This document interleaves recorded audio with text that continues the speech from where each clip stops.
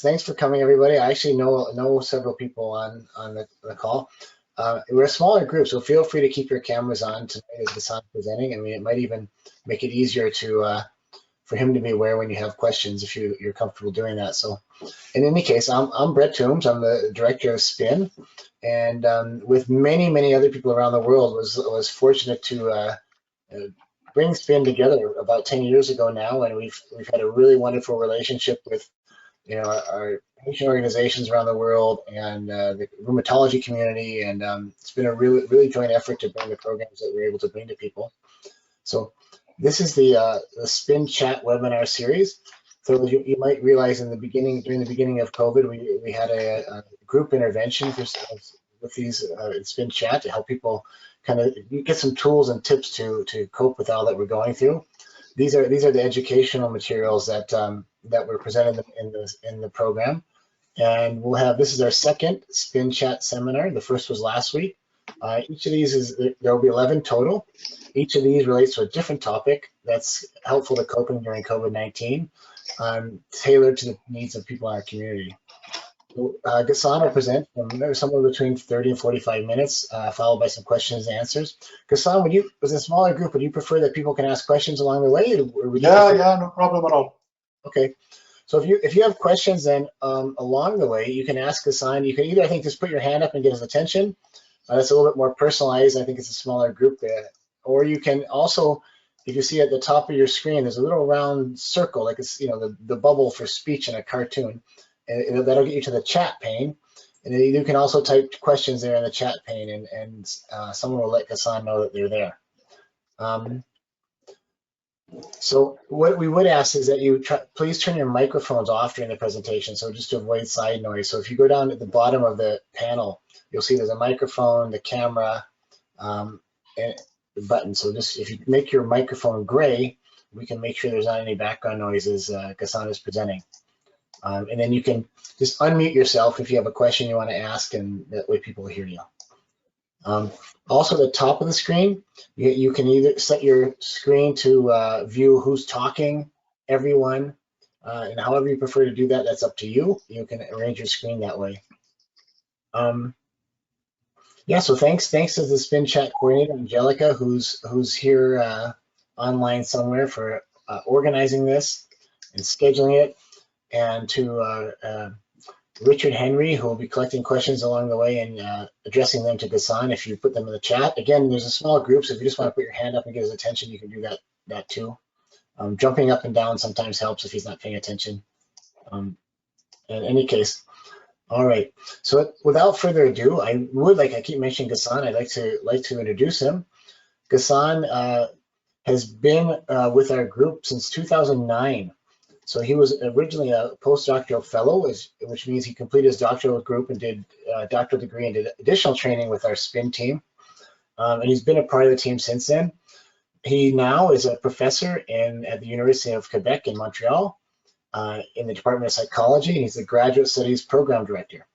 So Ghassan does a lot of work on issues that are really important to people in our community, particularly looking at marital dynamics and coping and partners and people suffering with chronic diseases, including scleroderma.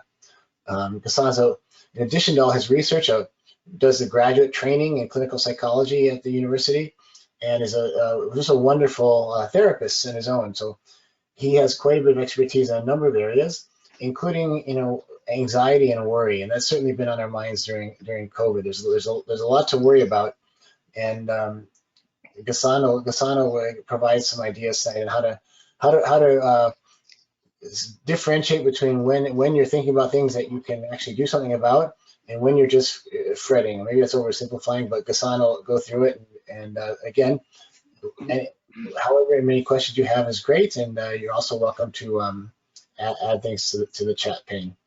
Okay. Okay. Well, so enjoy the session, and thanks for coming. Thank you, Brett. Hi, everybody. So, okay, quite an introduction. still, I have to say that my English is a little bit rusty because since I was working with Brett, I've been like working since then by like in French. So my last English daily use is like goes back to 2009. So you'll bear with me if you don't understand some sentences or some I don't know words I use. Maybe I'm using French in English and vice versa. So please don't worry. Just like let me know and I'll try to find a better word. Okay, so why are we talking about worry? So mainly what I've been seeing actually in my clinical practice since the beginning of this pandemic is that lots of people are having increased stress. And by increased stress, most people think that they're becoming anxious. And there is a distinction between developing an anxiety disorder and having a worry that was triggered by real life stressors. Now, that doesn't exclude the fact that we can start with a stressor, and that stressor will grow big, will grow out of hand. We don't know how to deal with it, and it's gonna come and feed our reality, and then might become an anxiety problem that is more, let's say, chronic. So let's narrow it down first to see what are the things that make us worry. What are the things that get us stressed? What does trigger that stress? There are like 5 factors that are interrelated. You can think of any kind of worry topic that you ever had. It's gonna fall at least in one of these 5 triggers. These 5 triggers are related to the qualifications we give to a situation. So let's say we're talking about a situation that can be interpreted in different ways. It's not clear whether, let's say, when they say you have to wear a mask, does it mean wearing a mask all the times? Does it mean, like if we go to the beginning of the pandemic, does it mean wearing a mask only when you're close to somebody? Does it mean wearing it only outside, inside? So just wear a mask. It could be open to different interpretation, and that is what we call ambiguous information. When the information is not clear, and when we can be a target for something like a consequence of that information. So let's say I personally have asthma. If I don't understand what I have to do, I can interpret it in several ways. Should I be in groups, not in groups? Wearing the mask, not wearing that, that can increase my stress because I don't know what I have to do with that information. Another trigger, and we've been seeing since this pandemic, is that how many times in our lives have we been facing something like COVID? Never. So this is new. This is something we have never experienced. And though we have experienced situation with influenza, we have never experienced something that needs adjustment and these kinds of adjustments that we are being asked to do. So for us, it's completely new. We don't know what to do. And if you remember at the beginning, people ran and they went and they bought quantities of toilet paper. Why? Because they didn't know what's going to happen. We have no experience with situations like these. Our primary goods are going to be, necessity goods are going to be all off. It's going to be, we're going to miss food, we're going to miss whatever. It's new. We don't know what to do with that. That is another trigger for stress. And you take any kind of situation, whether it be actually a good situation or a bad situation, when it's new, we are stressed. An example of a positive situation, let's say going for, I don't know, an adventure tour somewhere with an ecotourism in Africa.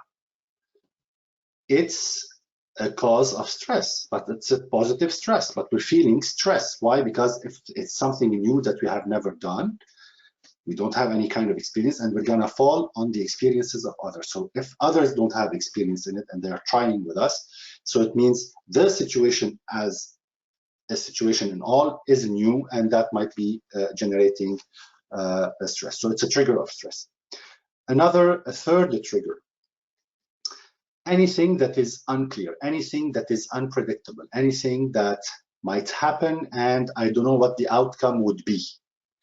So with the COVID situation, at the beginning, lots of information were flooding actually. And what we see is that sometimes type A of persons getting COVID end up with that kind of consequence. Type B of a person would be ending up with a completely different consequence, and etc. And we don't know which type we fall in. So would I be the one that would go to consequence A, consequence B, consequence C, consequence Z? I have no clue, and there are so many. So we can't even predict what's going to happen to us. Moreover, we can't even predict if we can deal with the situation. So when we were having these kind of information with the news, like hospitals being filled, I don't know what. Okay, questions came to mind of lots of my patients, and actually to me too, was, okay, what would happen if I get COVID? Would I be asymptomatic?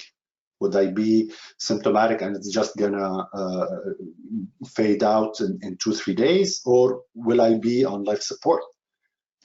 And if I need life support, what would happen? Would the hospitals be open, capable of receiving me? Do they have the needed tools?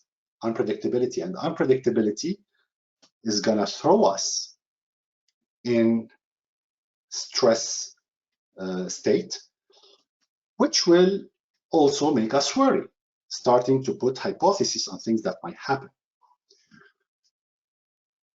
Fourth trigger, sense of control. The more we have the feeling that we can deal with a situation, that we can adjust the situation or get adjusted to the situation, the more we have that sense of control and the more we feel at ease with a situation, with a particular situation. The less we have that sense of control, automatically we're going to be more stressed. So I know how to drive a car. You put me behind the wheel, there's no problem. I'm going to drive that car. I have that sense of control. You put me behind the levers of a Boeing in the air, I have zero sense of control. It's a novel situation, and already we have two triggers in that situation. So I have zero. Where if I get behind the levers of a plane and I know how to use a computer, and the computer, if I tell him fly the plane, is gonna respond to that, and I don't have to do anything else, then I'm falling back on something that I know how to control as a computer and talking to a computer, and then I might have a sense of control. So you get the idea? It's like sense of control linked to tools, linked to what I know, linked to other stuff. If I have that sense of control, things are gonna be fine. I'm not gonna be stressed. I don't have that sense of control, I'm gonna feel stressed. What kind of sense of control we have or we had with the COVID? Not too much. Why? Sense of control also is linked, as I said before, things are all interrelated. So sense of control is linked actually to a situation, if it's new or not. Now, fifth, threat to the ego. What is a threat to ego?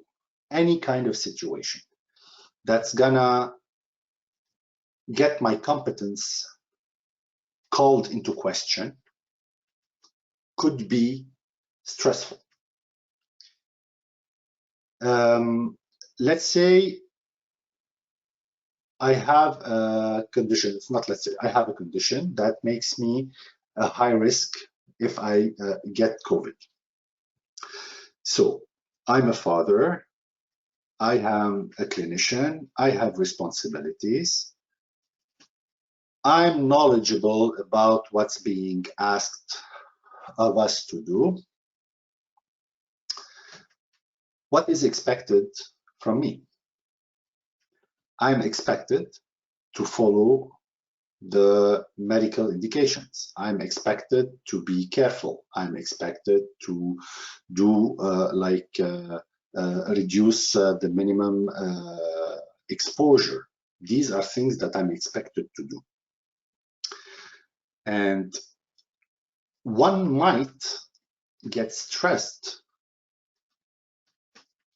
if they are in situations where they might get the COVID, not only because of the consequences of COVID, but of the consequences of being judged as a person who did not use his knowledge, did not abide by rules that are there to protect him, and he wasn't responsible enough. So we are seeing here the judgment part of it that is going to threat my ego.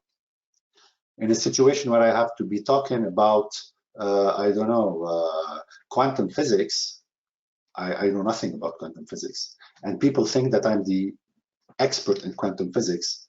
Throw me in that situation, I'm going to be stressed, you can bet. And first thing I'm going to say is, I'm going to say, you know what? I know nothing about quantum. Actually, no, why to go there? I started my talk by telling you what? I started my talk by telling you guys, my English goes back, like my daily use of English goes back to 2009. I didn't want you to think that because my English now is rusty, that I don't know what I'm talking about. Might have been stressed, right? So anything that comes and threatens our ego, calls our competence, is gonna throw us into stress. So now you have those 5 triggers. I'm gonna just like say them again. Anything that is ambiguous, anything novel or new, anything unpredictable, anything that throws us in a situation where we don't feel that we have a sense of control, and anything that threatens our ego. And now, just like throw it all these in the current situations, your situation with COVID, and you're gonna find that many of those triggers have been solicited and they've been acting on us due to the COVID situation. Knowing that you and I have a medical condition that might put some of you, me for sure, in a situation of high risk. So being in a situation of high risk, I'm completely in lack of sense of control and unpredictability. So now the thoughts are gonna start dancing in my head. They're gonna throw a ball of anxiety in my head. And I'm gonna start worrying. I'm gonna start thinking of different outcomes, of different possibilities of things that might happen to me. This is what we call apprehension, because we're worrying about consequences. And some of these worries are real, but some of them are hypothetical worries. And this is a very important distinction that we have to do. Am I worrying about a real problem, or am I worrying about a hypothetical problem? What is the difference between these two? A real problem is something that is actual and that can be solved right now. It needs a solution, and we can act on it right now if we have the tools, but it is a real problem, okay? So let's say I'm concerned about contracting the virus while working at the clinic with my patients. Well, there is a solution for that. I will stop seeing my patients in person and I'm gonna shift to teletherapy. And I'm going to see them behind the screen. I can do that. There is a solution. I might wear masks and a protection. So this is a real problem because there is a pandemic, there is a virus. It can be exchanged while people are in a close and closed room with no good aeration and exposed for several minutes. I stay with my clients for 50 minutes, let's say. So this is a real problem and it needs a solution. And if the solution is there, well, instead of worrying and keep it in my mind all day long, worrying about what's going to happen, am I going to get it while working with my clients, I'm going to act on a solution. And that is a fine worry. It's okay to worry about that if I can find the solution. A hypothetical worry, it's about a crisis or a situation that's gonna push us to think about the worst outcome. So this is what we call catastrophization, okay? And I'm gonna start imagining like things that are beyond anyone's control. Imagining what are the worst things. I might lose my job, I might end up homeless, like things that are hypothetical but not necessarily real. So they make sense. A hypothesis makes sense. We can do the logic that leads us to think that I might become homeless. But the problem with it is that it's all based on ifs. What if, what if, what if, a series of what ifs, okay? With many what if, what if, what if. What if I stop working? What if I lose my job? What if I, what if I, what if? It makes sense, but it's not real. So what do we do? And now I'm going to tell you how we can deal with this. First, whenever we are stressed, we start by identifying the triggers, 5 triggers. Remember, ambiguous, new, novel, unpredictable, sense of control, threat to the ego. We start by identifying what is actually causing that stress. It could be one of these 5 or many of these 5. It could be the 5, all of them. Then comes the situation here. We're going to describe that and we're going to say, is it now a real problem or is it a hypothetical problem, hypothetical worry? So my schools now with the schools with COVID have been like closed for a while. For some kids now in Quebec, I don't know in other provinces how it's working, but in Quebec, let's say schools for secondaire 3 and above, so like age 14 and up, kids are one day at home, one day in school. Well, and at the beginning, they were all just homeschooled through Zoom. Well, this is a real problem, and I can say to myself, well, I need help with this. I need help with having them at home.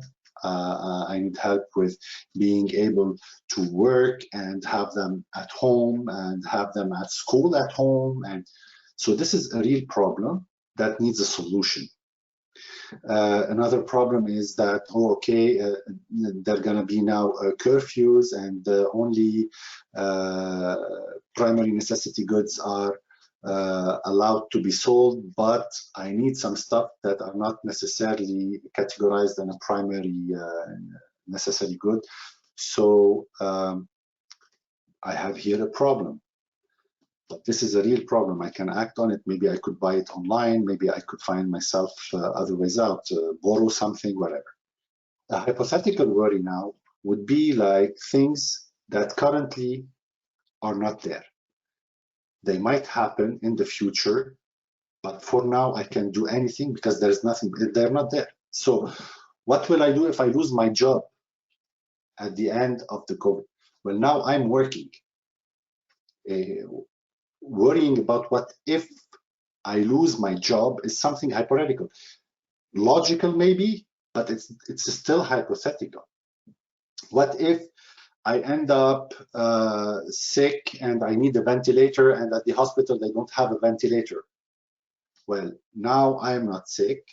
I'm taking care and putting everything in order to reduce my risks and the chances of getting the virus. The hospitals are not flooded. They increased their ventilators. The problem is not there. Worrying about it and thinking about this is considered then a hypothetical worry. So, and there is a decision tree that we can use that will start, what am I worrying about? That will lead us to ask ourselves if that problem is something that I can do, find a solution for it, do something about it or not. If the answer is you can't do anything about it, then we have to shift our focus of attention to something that we're doing right now. So let's say I'm cooking and the worry comes. Oh my God, what will happen if I contract the disease and I end up in the hospital needing a ventilator and the hospital doesn't have a ventilator? Okay, I go through that decision tree I have in my head and ask myself, is it something that I can do actually anything about it right now? Answer is no. What am I doing? I'm cooking. Can I focus my senses on what I'm doing now? Can I smell? I'm talking about food because I'm hungry, I didn't eat yet. So can I focus on what I'm doing now? The smell of food. Can I focus on the feel of cutting the whatever, the lettuce? Okay. So focusing back on the action that I'm doing will help me get out of the cycle of the hypothetical worry. If I asked myself the question, is there anything I can do about my worry? And the answer was yes, you can. Well, then you move towards realizing that solution. So work on what you could do. List all your options. Okay, so I'm worrying about how will I do to manage between my work, telepractice, having the kids at home. Okay, can I have any kind of help? Asking people, let's say I know my friend, my mom, whatever, to prepare food, and I'm gonna just put them in the freezer, and then I don't have to worry about putting time to find time and cook. So this is kind of solution. Or I can't go outside to buy my stuff, my grocery, because I have to reduce my exposure. Can I have my grocery delivered? Can I have my friend deliver my grocery at home? Yes, thank you, Angelica. That's great. So if you see on the screen now, Angelica is showing the decision tree. So we continue then after the list of our option. We're going to ask ourselves now, is there anything I can do right now in that moment? If yes, do it right now. And problem is being solved. So you won't keep on worrying, it's been solved. If there is nothing that I can do right now, but the solution is there is a solution, then I will plan what I can do and when I will do it and with whom I will do it if I need some help. And when this is done, then I move back to whatever I was doing because now there is a plan.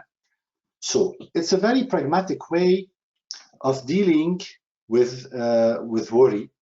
Now, this is the first module. There will be 2 other modules on managing worry, okay, plus other tools that I'm going to teach you along the way. But for now, let's integrate that procedure and keep in mind that each time we're stressed, there are the 5 triggers that are in action. One of these 5, the 5, all of them, 4 of them, I don't know. Then divided into 2 are these problems that can be solved. Are they real worries or are they hypothetical worries? And I'm gonna stop right now and take questions if you have questions, discussions, examples you want to share. anything, I'm listening.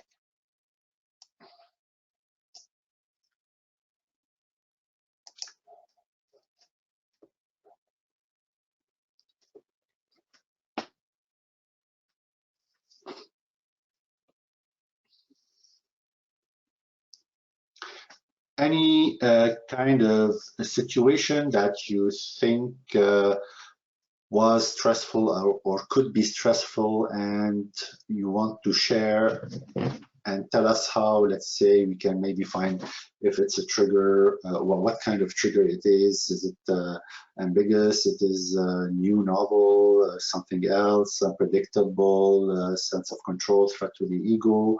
Do you want to share with us an experience that you had through that COVID pandemic that threw you in a situation where you were having a kind of worry and to which you found a solution, or maybe you were more like ruminating it? You can also give examples if you want.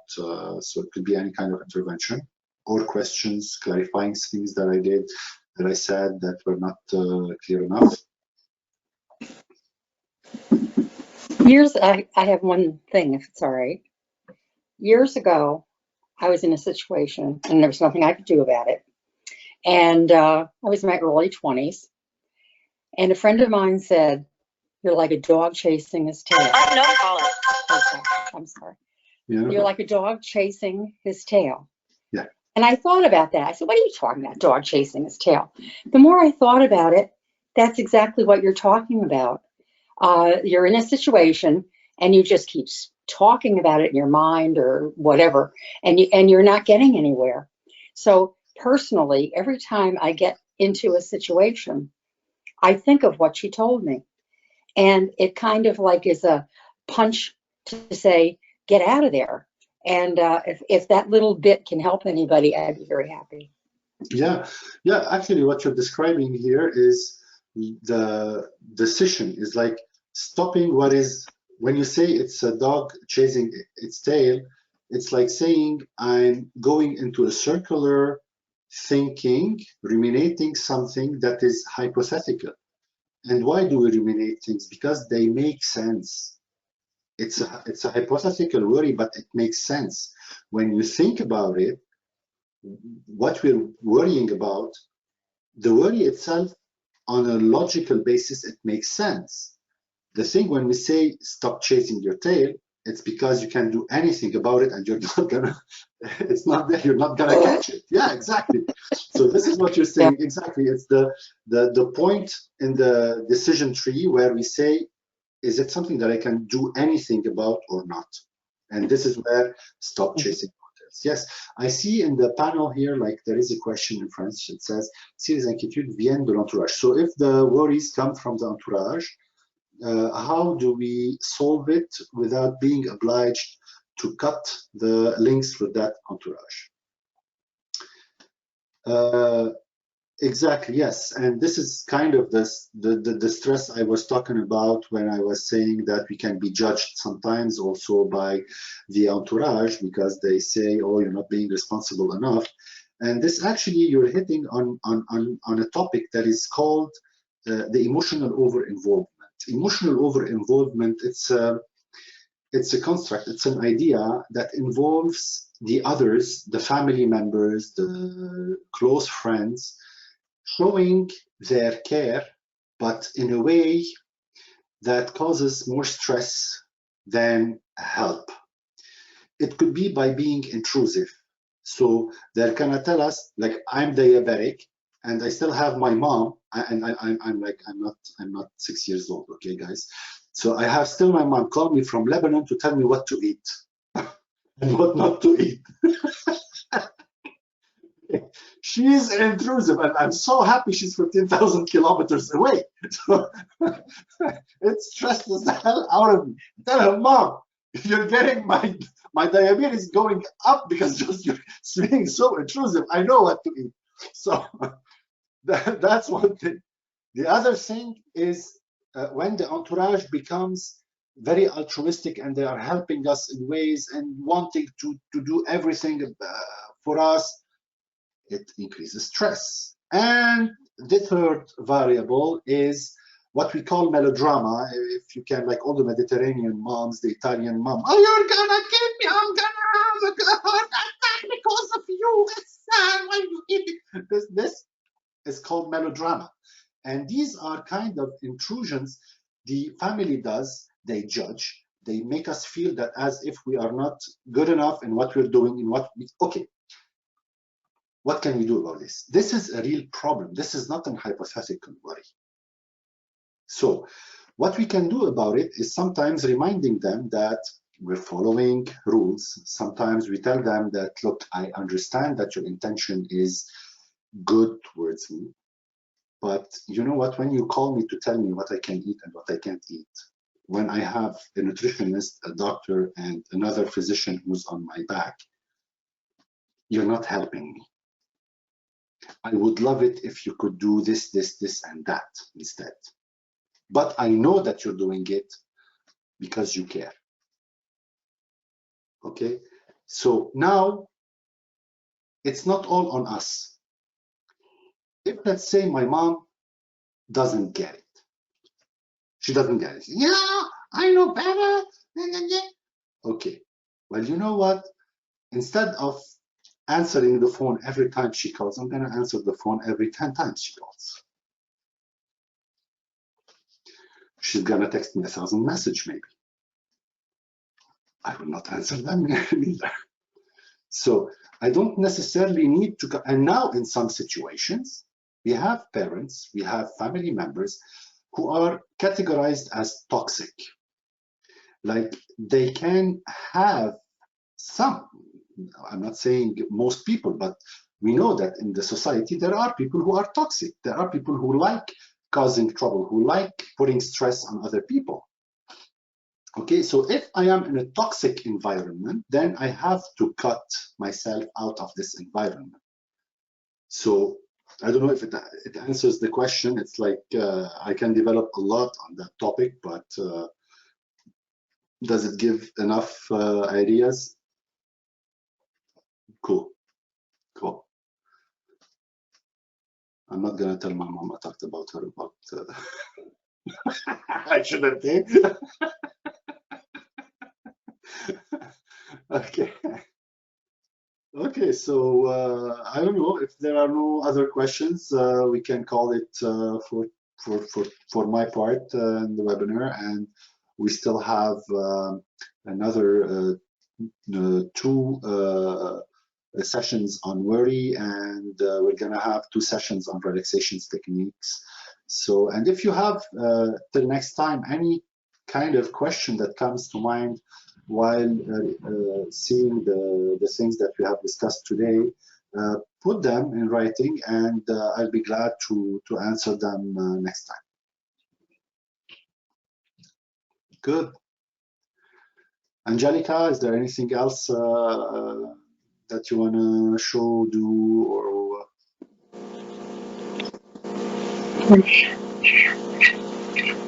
So I'm going to let Richard take over to do the closing. And thank you so much, Ghassan. It was amazing. And stay tuned if ever we do have a couple of questions at the end. Merci. Merci beaucoup. Yes, all right. Thank you all for being here. A big thank you to Ghassan for this part 1 of worry. We have the first part of relaxation techniques next week with Ghassan, and we would love to see you all there, and invite your friends, invite your family.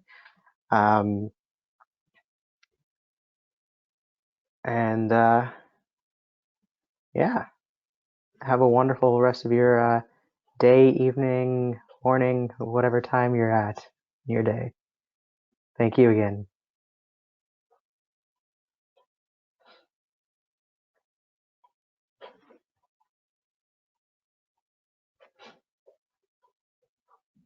So now if anyone would like to unmute themselves and share their webcam and say their goodbyes, feel free to unmute yourselves.